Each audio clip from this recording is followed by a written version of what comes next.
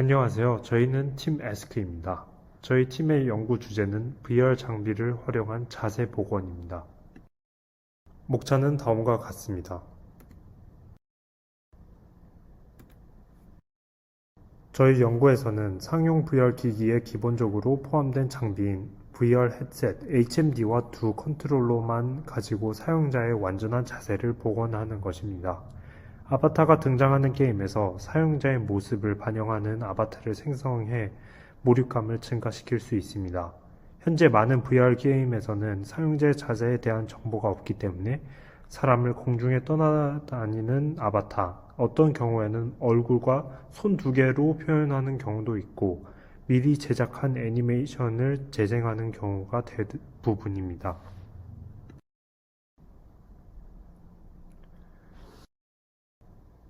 최근에 이 주제를 다루는 다양한 연구가 있었는데 크게 두 가지로 분류하면 키네매틱과 다이내믹 또는 물리 기반 연구들이 있습니다. 키네매틱의 경우 매 시점의 자세, 즉 관절의 위치, 회전을 직접 예측해 각 시점에서의 자세를 정확히 예측한다는 장점이 있지만 움직임이 비사실적이고 부자연스러운 경우가 많습니다. 예를 들어 발이 땅에 제대로 붙어 있지 않아 마치 공중에 떠 있는 느낌을 주기도 합니다. 반면 물리 기반의 경우 움직임이 매우 사실적이지만 단점으로는 매 시점의 자세가 키네매틱만큼 정확하지는 못하고 물리 시뮬레이션에서 넘어가지거나 하면 제대로 다음 자세를 예측하는 것이 힘들어지기도 합니다. 또한 움직임이 물리적으로 사실적이긴 하지만 그래도 부자연스럽거나 딱딱한 느낌을 주는 애니메이션이 생성되기도 합니다.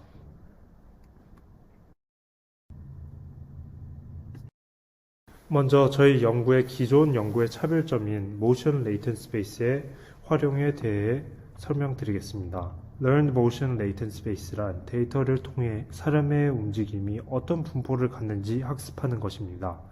예를 들어 그림은 HMVA라는 연구에서 사람의 다양한 움직임을 학습된 공간에 투사한 것인데 걷기, 뛰기, 줄넘기 하기 등 다양한 움직임, 행동을 학습된 공간에 균등하게 분포시키고 샘플링할 수 있게 해서 다양한 태스크에 이용될 수 있습니다. 일반적으로 모션 스페이스의 벡터 Z를 구하기 위해서는 완전한 움직임, 즉 주어진 시간의 모든 관절의 움직임 정보가 필요한데 저희같이 모든 관절 정보가 없을 경우 이 값을 예측하는 태스크도 수행 가능하지만 보통 최적화 기반의 시간이 오래 걸리는 과정을 거쳐야 합니다. 따라서 저희 모델에서 활용하기 위해서는 이러한 부족한 정보로 모션 벡터 G를 바로 예측하기 위해서는 이 모델들을 그대로 사용할 수 없는데 기존 비슷한 주제의 연구들에서는 따로 학습된 네트워크로 G를 추정하거나 어토 엔코더의 엔코더 부분을 불완전한 자세에 학습하거나 하는 방식을 사용합니다. 저희가 이 예측한 모션 벡터 G를 통해 이루고자 하는 궁극적 목표는 움직임 자체에 대한 정보를 활용해 예측한 움직임이 더 자연스럽고 실제로 하고자 하는 행동과 더 잘 일치하도록 자세를 복원하기 위해서인 것입니다.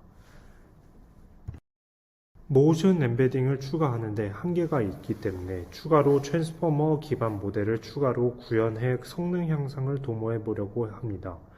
트랜스포머 모델의 경우 크로스 엔텐션 메커니즘을 통해 두 가지 다른 종류의 입력값 사이의 어텐션을 계산해 연관성을 파악할 수 있는 장점이 있습니다.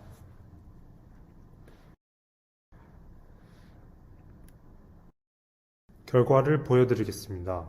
이 표는 자세 및 움직임 예측의 성능을 평가한 것인데 우선 첫 번째 열은 모션 벡터를 활용했을 때, 마지막 열은 모션 벡터를 전혀 활용하지 않았을 때의 성능을 비교한 것입니다.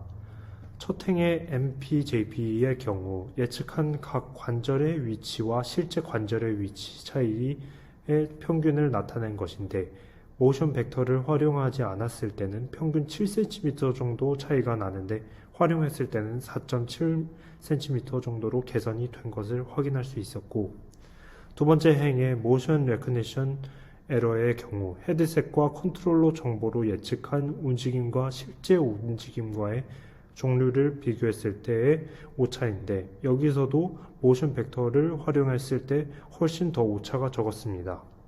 마지막 행의 FID의 경우 이미지 생성 모델에서 생성된 이미지의 퀄리티를 평가하기 위해 많이 사용하는 값인데 비슷한 방법으로 생성된 움직임에 적용하면 모션 벡터를 사용했을 때 낮은 FID, 즉 실제 움직임과 비슷한 것을 생성한다는 것을 확인 가능했습니다. 참고로 첫 번째 열의 경우 훈련 시에 모션 벡터가 실제로 헤드셋과 컨트롤러로 예측한 모션 벡터보다 노이즈가 많을 것이라 생각해 노이즈를 추가해 학습한 것이고 두 번째 열의 경우 그렇지 않은 것인데 노이즈를 넣어 학습한 경우 훨씬 좋은 성능을 보인 것입니다. 꽤 어려운 움직임에 대한 예측 결과를 보여드리겠습니다.